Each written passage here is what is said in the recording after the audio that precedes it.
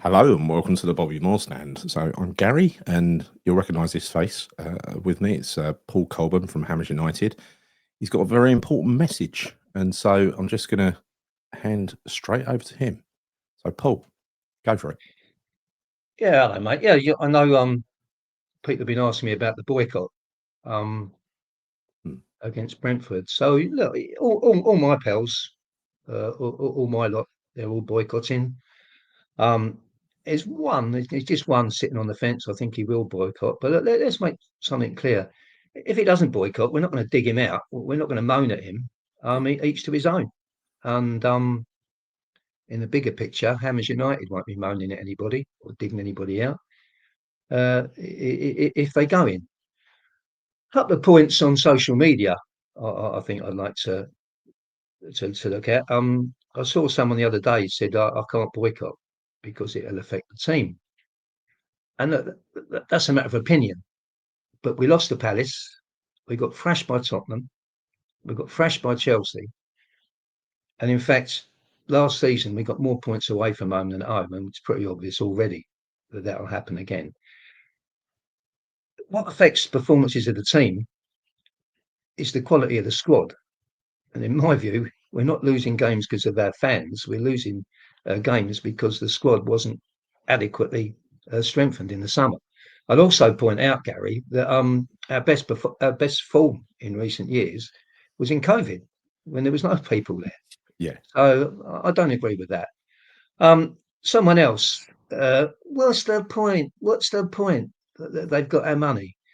Yeah. Well, this protest, this boycott, is not about money.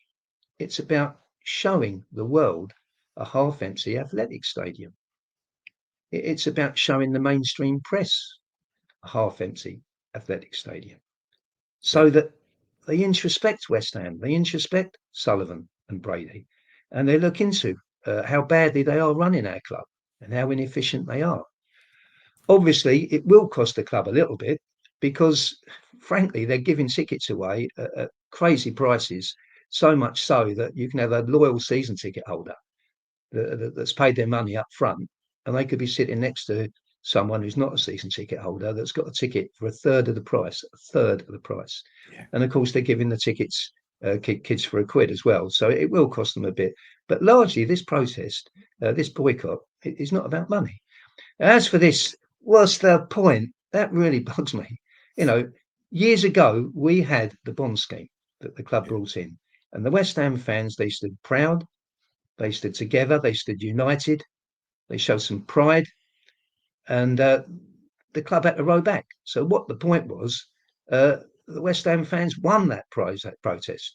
And then more recently, you probably remember, the club promised that anyone who'd had a season ticket for 5 seasons, the sixth season, they'd get 20% off. And then I Sullivan remember. and Gold Yeah. reneged on that. So what happened? The fans protested.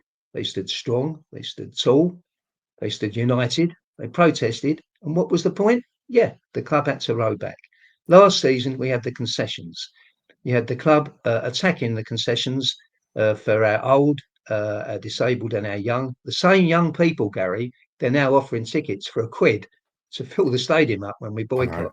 I know. When we boycott the game, they attacked their concessions. So again, the fans stood tall, we stood united, we stood proud, and we got the club to row back. So that, for goodness sake, is the point. Yes. Now, these protests, they will bother the club. They are bothering the club. And the big march against Burnley will bother them. The sit-in against Newcastle will bother them. But this boycott, this will bother them more. And it is bothering them more. We've seen them open up the ticket exchange early. We've seen them bombard people with phone calls, bombard people with emails, pleading with people to buy tickets. We've seen them reduce the prices hugely. We've seen kids for a quid. So there's absolutely no doubt that this protest, this boycott, is really, really, really affecting them. Now, what will happen as a result of their measures is that there will be 5, 6, 7, 8, I don't know how many thousands of people that will be going to the game that if we'd been playing Brentford and it hadn't been a boycott, wouldn't have been because of the reduced prices and everything else. There'd be a lot more tourists than there would have been day trippers, occasional fans. And look, good luck to some of them occasional fans, because the prices are so low. They probably can't usually afford to come. So fair play to them. I hope they have a good night. But a lot of these people, or certainly a lot of the tourists that will be there, they won't even know who Karen Brady is. They won't even know who David Sullivan is. And so it's down to the season ticket holders, and I know they will, season ticket holders, to come out, boycott the game in big numbers, and get that introspection of a half-empty stadium. Yeah. And when people decide whether or not to boycott, it's to each person to their own, and they've got to think things through.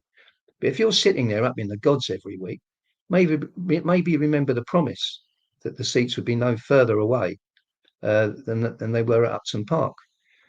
When you're in the soulless bowl and you're seeing us get hammered, remember the promise of a world-class team in a world-class stadium. And when we see we've got Callum Wilson up front and some of the defenders and the lack of backup at centre half. Yeah. Look, if we don't get rid of these people, Gary, it's just going to be more of the same. It's going to go on and on and on. And we've just got to try. We've just got to try so hard to force these people out. And when we do force them out, we'll look back at different steps that were taken. And one of the steps that will lead to it, in my opinion, is this boycott. Now, it could be a small step towards it.